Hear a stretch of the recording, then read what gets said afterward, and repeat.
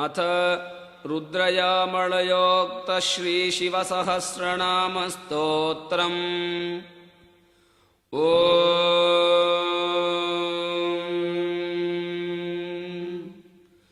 नमस्ते अस्तु भगवन् विश्वेश्वराय महादेवाय त्र्यम्बकाय त्रिपुरान्धकाय त्रिकाग्निकालाय कालाग्निरुद्राय नीलकण्ठाय मृत्युञ्जयाय सर्वेश्वराय सदाशिवाय श्रीमन्महादेवाय नमः।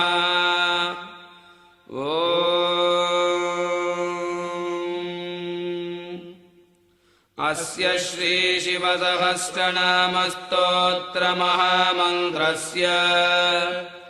शम्भुर्ऋषिः अनुष्टुप्छन्दः सदाशिवो देवता महेश्वर इति बीजम् गौरीशक्तिः सर्वैरिति कीलकम् श्रीसाम्ब सदाशिवप्रीत्यर्थे जपे विनियोगः। ध्यानम् शान्तं पद्मासनस्थं शशिधरमकुटं पञ्चवक्त्रं त्रिनेत्रम् शूलं वज्रं च खड्गं परशुमभयदं दक्षिणाङ्गे वहन्तम् नागं पाशं च घण्टां वरडमरुयुतं चाङ्कुशं वामभागे नानालङ्कारयुक्तं स्फटिकमणिनिभं पार्वतीशं नमामि। ॐ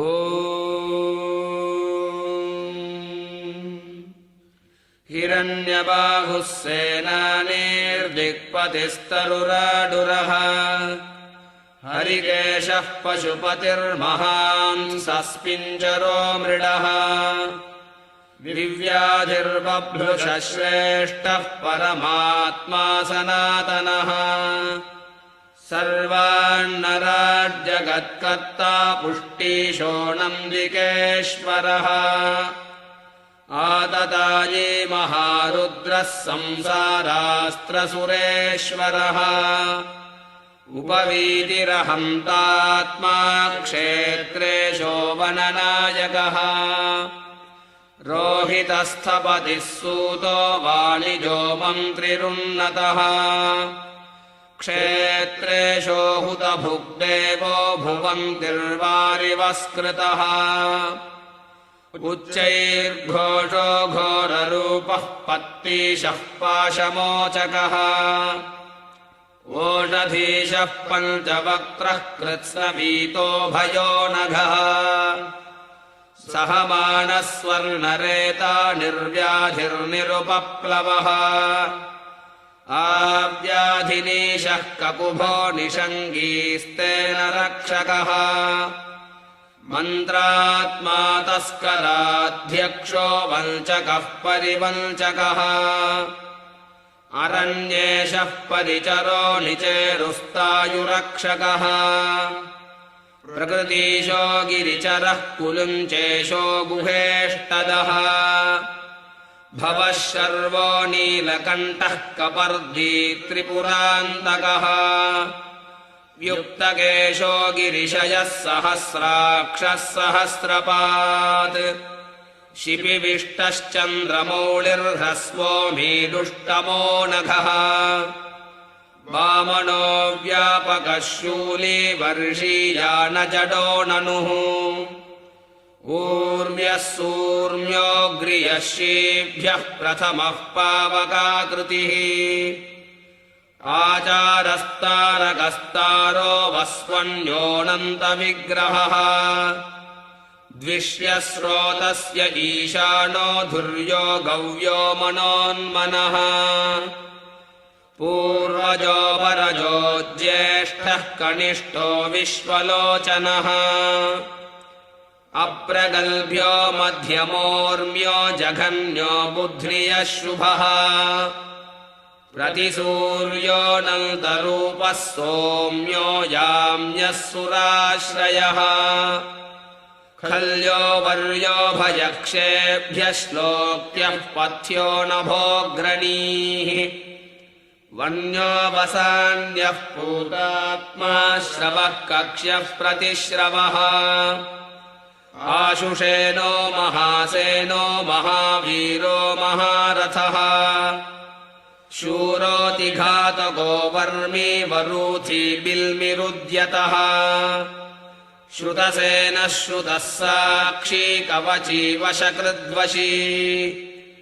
अहनन्योऽनन्यनाथो दुन्दुभ्योरिष्टनाशकः धृष्णुः प्रमृश ईज्यात्मा वदान्यो वेदसम्मतः तीक्ष्णेषु पाणिः प्रहितः स्वायुधः शस्त्रवित्तमः सुधन्वा सुप्रसन्नात्मा विश्ववक्त्रः सदा गतिः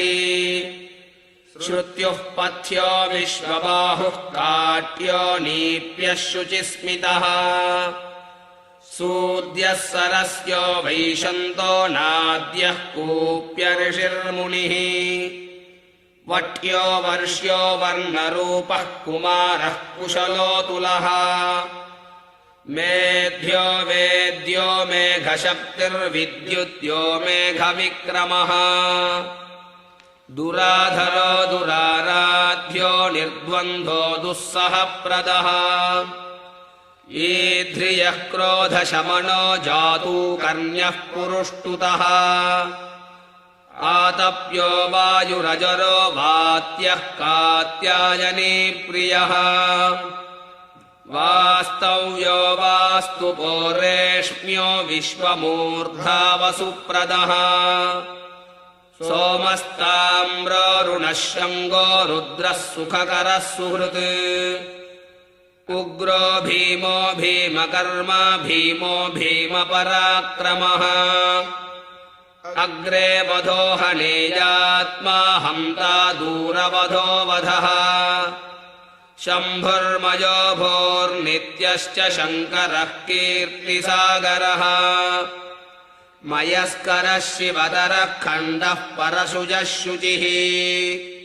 तीर्थ्यः कूल्यो मृताधीशः वार्यो वार्यो मृताकरः शुद्धः प्रतरणो मुख्यः शुद्धपाणिरलोलुपः उच्च उत्तरणस्तार्यस्तार्यज्ञस्तार्यहृद्गतिः आतार्यः सारभूतात्मा सारग्राही दुरत्ययः आलाद्यो मोक्षदः पथ्योऽनर्थः सत्यसङ्गरः षष्ट्यः फेन्यः प्रवाह्यश्च सिकत्यः सैकताश्रयः इरिण्योऽग्रामणीः पुण्यः शरण्यः शुद्धशासनः वरेण्यो यज्ञपुरुषो यज्ञेशो यज्ञनायकः।